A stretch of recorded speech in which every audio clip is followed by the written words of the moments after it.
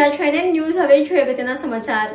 Limbayat police station વિસ્તારમાં એસડીપીએફ division તથા crime DCP sir, SOG DCP sir તથા તમામ લોકલ ક્રાઇમ બ્રાન્ચ એસઓજી દ્વારા કોમ્બિંગ હાથ ધરવામાં આવ્યું.